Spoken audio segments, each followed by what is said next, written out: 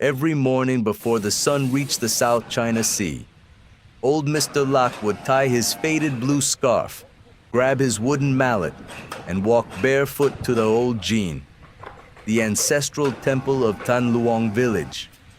He never said much, but his hands, they told everything. They trembled slightly now, not from weakness, but from time. 82 years carved into those fingers, each wrinkle like a groove in the dragons he once shaped by the dozens. But now, there was only one left, one final dragon. It stretched across a cracked wooden beam high above the altar. Half finished, its eye unblinking, its tail still hidden in raw wood. He had started it 20 years ago and never finished. The storms came, the roof collapsed, the youth left, but Mr. Locke stayed. This dragon, he once whispered to the fisherman's boy, is the soul of this temple. If it fades, so does everything else. No one really believed that, not until the lanterns stopped glowing. Not until the last New Year dance was canceled. Not until termites began eating the beams where ancestors' names were still carved. That's when the villagers remembered. The old man with the dragons. The one who carved water from wood. Thunder from silence. Life from trees no one remembered planting. Now, with his knees wrapped in rags and his breath shallow from the sea air, Mr. Locke sat beneath the beam and looked up. Touched the dragon's chin, worn, weathered, half gone, and whispered, "One last time, old friend." He began to carve, not fast, not precise, but steady. Every knock of the chisel echoed through the empty Jin like a heartbeat, and slowly, the dragon opened its eye. If you've ever felt something sacred slipping away, and knew in your bones it was your duty to keep it alive, this story is for you. Subscribe to Wood Carving Artist and walk with us through the final masterpiece of Vietnam's last dragon carver. Because some stories are not meant to fade. They're meant to roar. One last time. Before the typhoons. Before the concrete roads. Before the satellite dish blinked on the roof of the mayor's house, there was the Jin. Built from red iron wood hauled on buffalo carts through jungle paths. Raised by fishermen with bare hands and calloused feet. It stood like a spine at the village's center. Strong, weathered, unmoving. There were no locks on its doors. Children napped in its shade. Young couples tied wishes to the incense rack. Elders traced the carvings during prayer. Not written words, but memories. And above them, always the dragons. 2 on each beam, 8 total. Eyes fierce, mouths curled, bodies swirling through waves and clouds, roaring in silence. Each one carved by a young man named Locke. But then the world shifted. First came the new road to Toi Hoa. Then the factories near Vung Ro. Then the smartphones. Little gods that blinked and hummed all night long. One by one, the villagers stopped coming. No more lantern festivals. No more lion dances under the moon. The dragons gathered dust. The roof cracked. Rain came through in streaks. And slowly, the Jin was forgotten. Mr. Locke stopped carving. He would still sweep the floor some mornings. He would sit there, listening to the wind move through the broken lattice. Sometimes, he whispered to the wood like it could still speak back. But the temple stayed quiet until the storm last August. A wall of wind and seawater ripped the southern beam in two. 3 dragons collapsed. And the next morning, standing in the wreckage, the fisherman's wife cried, "It's like we've lost our ancestors."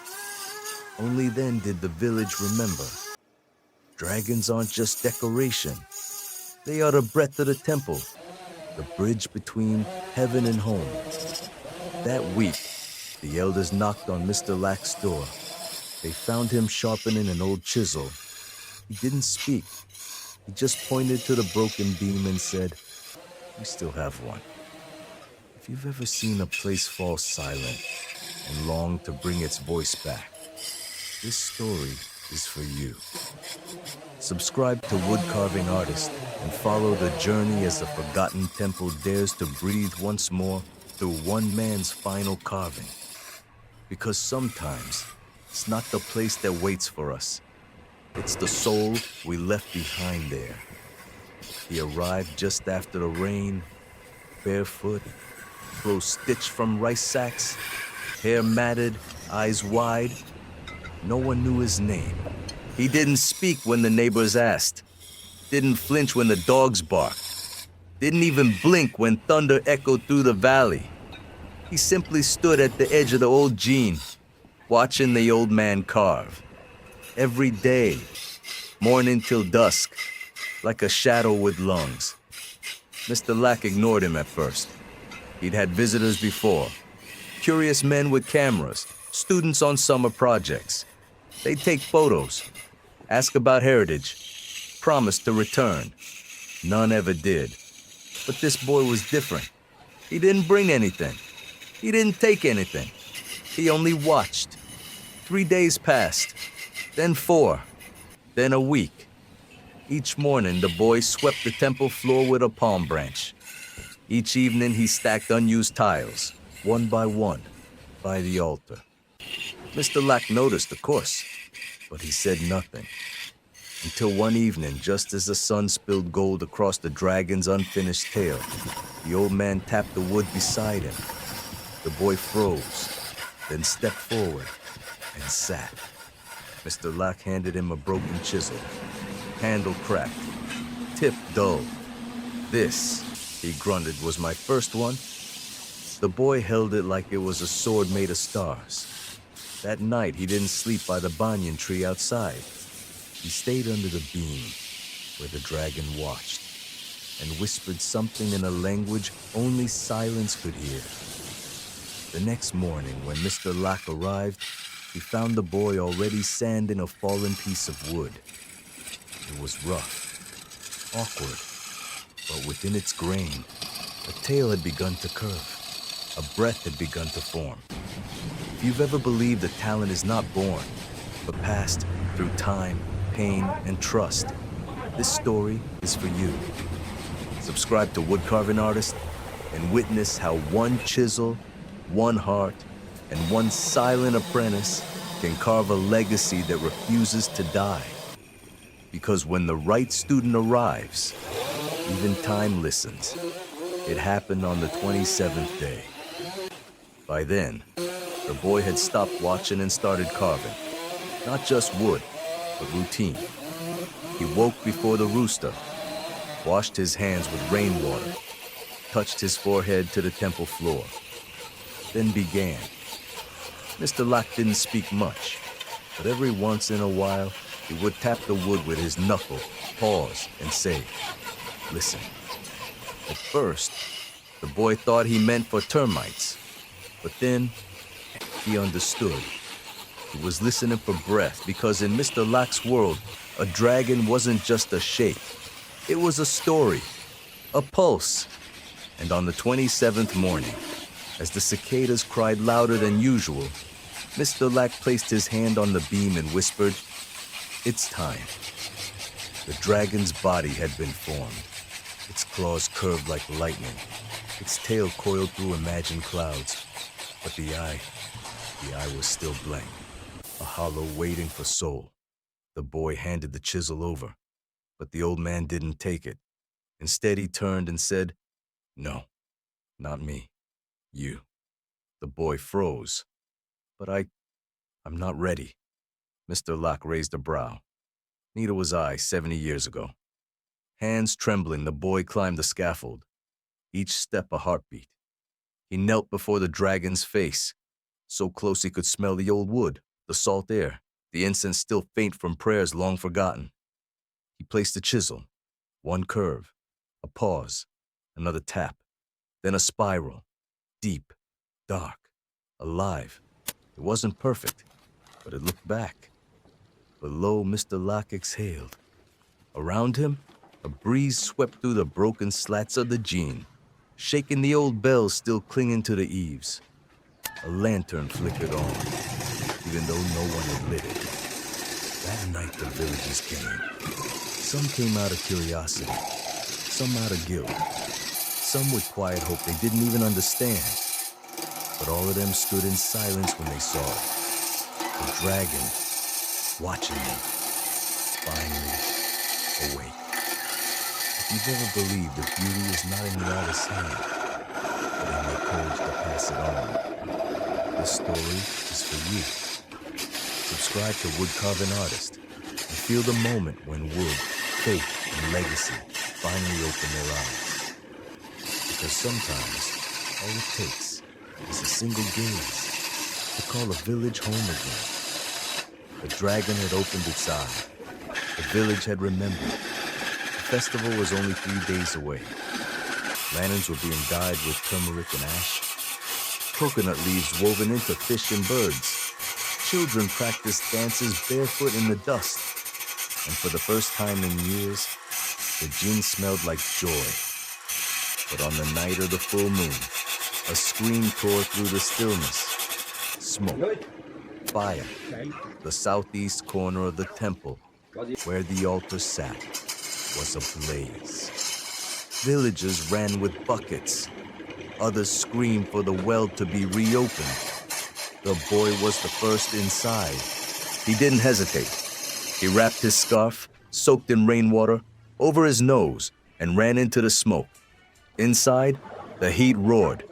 The newly carved dragon tail, gone. The bamboo scaffolding collapsed. And in the corner, the old man, Mr. Locke, barely breathing. The boy pulled him out with both arms. He shouted, "We need help! He's not moving!" When dawn broke, the fire was out. The back beam was lost. The altar turned to ash. But the front column, the one with the dragon's eye, still stood, charred but whole. Later that day, the boy sat beside Mr. Locke's cot.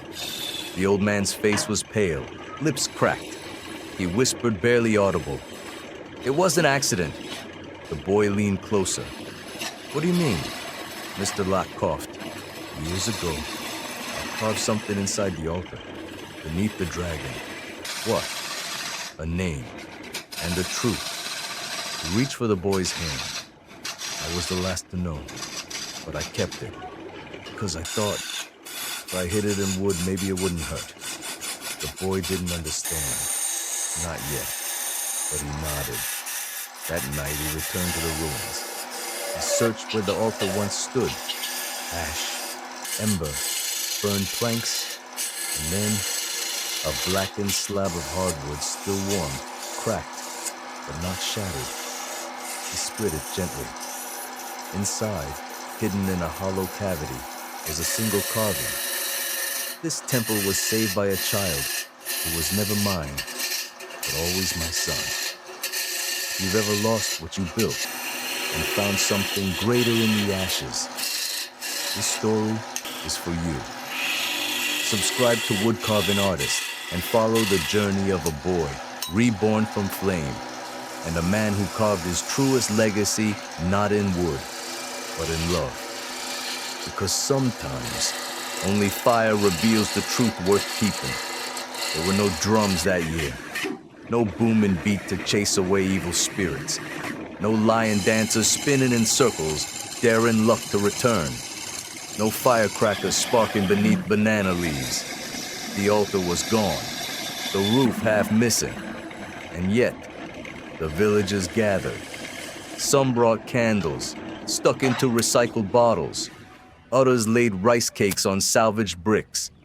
Children carried paper cranes, folded from school test sheets. The boy lit the lantern himself. He placed it beneath the dragon beam, now blackened, but standing.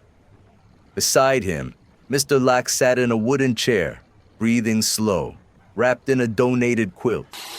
His hands still smelled of smoke. He watched the boy kneel, watched the people bow. Then, for the first time in a decade, the old man spoke loud enough for all to hear. I was never this temple's owner. I was just its echo. Silence, then a whisper from the crowd. But echoes don't fade when we listen. The boy stood and looked around, and in that stillness, no music, no drums, something deeper moved.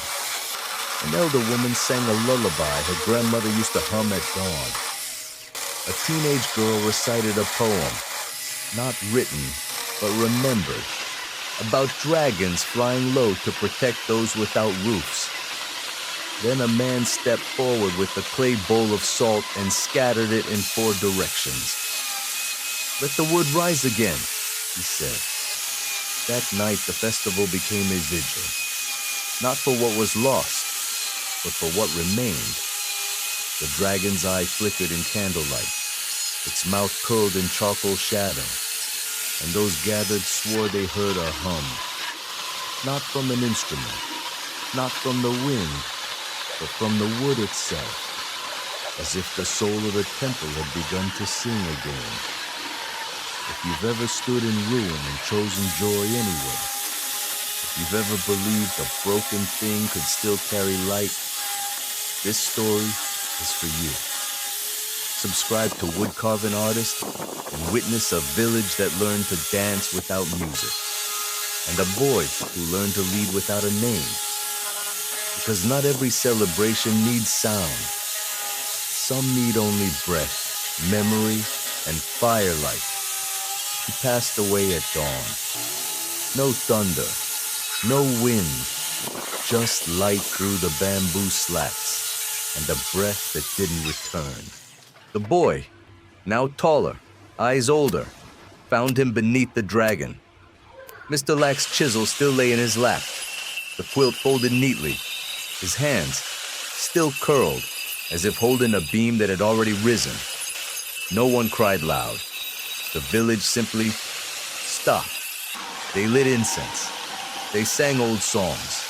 They brought flowers made of shavings and dried leaves. But the boy, the apprentice with no name, didn't speak.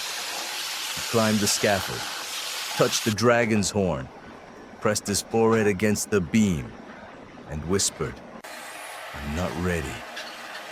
That evening, when the village elders came to prepare a memorial, they noticed something strange on the upper beam, the one scorched by fire, untouched since the blaze. There, faint but unmistakable, carved into the grain with a blade only one hand could wield. Let the one who saw the flame finish the sky. Below it, a name, his name. The boy stepped back, mouth open. He didn't remember ever telling Mr. Lack what to call him. But there it was, and just beneath the name, a symbol, not a dragon, not a phoenix, but 2 hands, one old, one young, both holding the same chisel. The message was clear. The dragon was not complete, not because of time, but on purpose. It waited for the one who stayed. The boy walked to the center of the gene. The villagers watched, and when he picked up the chisel, now glinting in twilight, no one doubted. Not anymore. That night, for the first time, he carved not as a student, but as the new keeper of the flame. If you've ever been chosen without asking, called without a title, and given something ancient to carry forward, this story is for you. Subscribe to Wood Carving Artist and honor a name written not in ink, but in wood, fire, and trust. Because legacies are not inherited, they're earned. 1 year later, the roof was whole, the walls rebuilt, the bells rehung, and above the altar, reborn from ash, the dragon stretched across the sky beam, completed at last. Its eyes, now 2, its breath, flowing through carved clouds, and at its heart, hidden beneath the final curl of its tail, a signature, the same name that once had no home. Visitors came from other provinces. Journalists wrote articles titled, the boy who rebuilt the temple. Art schools invited him to speak, but he stayed. He swept the floor each morning, tended the lanterns by dusk, and taught a new child how to sand wood without hurting its grain. He didn't speak much, but when he did, he said what Mr. Lack once said: "Listen, the festival returned, bigger, brighter, but quieter in a way that meant more. Because now, the villagers didn't come to be entertained. They came to remember. One by one, they traced the dragon's body, whispered prayers, touched the beam as if touching their ancestors. Even those who once left the village began to send offerings. Someone mailed back an old photo of the original dragons before the fire. Someone else sent cedar wood from the north. And one day, a man with an American accent visited and said, 'This is the most alive building I've ever walked into.' The boy smiled, because he knew the wood was breathing again, not because of carvings, not because of tools, but because the people had returned, not to a structure, but to a story. If this story moved you, if it reminded you that art can hold memory, that tradition can be carved fresh by new hands, and that sometimes the quietest voices become the strongest bridges, then please subscribe to Wood Carving Artist. Let these stories live beyond borders. Let the wood speak across oceans. Because somewhere out there, another boy waits by an abandoned altar. And one chisel passed forward might change everything.